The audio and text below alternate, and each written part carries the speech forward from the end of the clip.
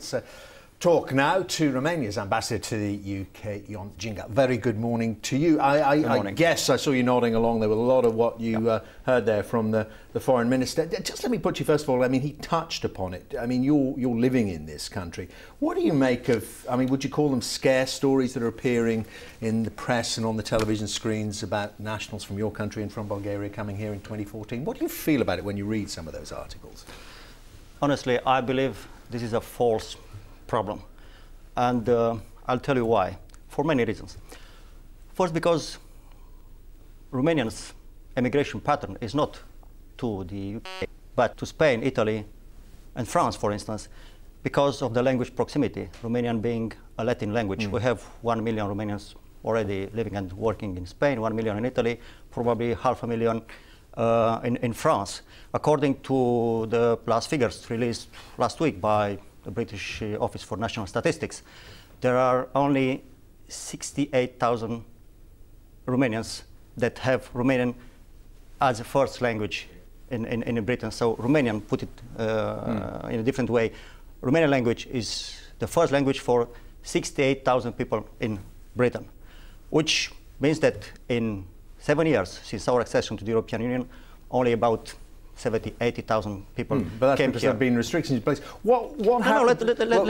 But just let me push it on because time is limited a bit. But you know, if we come to 2014 and the UK government has unilaterally or however put in some restrictions on, let's say, access to benefits or health services or something like that for Romania, do about it? Does it say, well, look, this is the single market, we have access to your country just the same way as UK nationals have access to ours?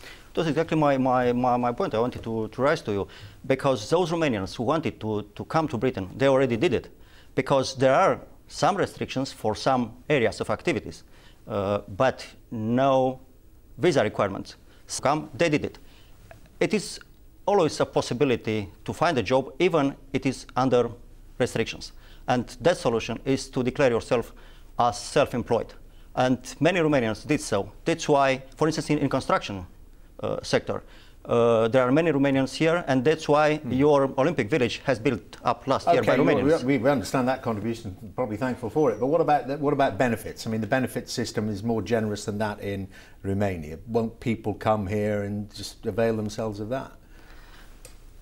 Romanian community in Britain has, in proportion of 70%, an average of age between 18 and 35.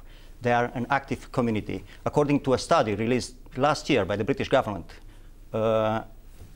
called Push and Pull Factors for Romanians and Bulgarians in the UK, there are only 4.4% of Romanians unemployed here, whereas the active people are in a proportion of 85%.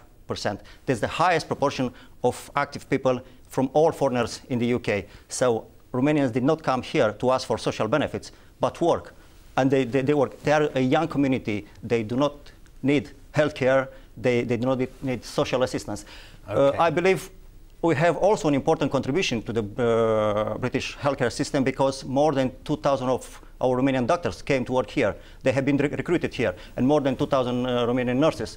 And this is a problem to us. We would like to bring them back, because we also need them in Romania. That's an important point.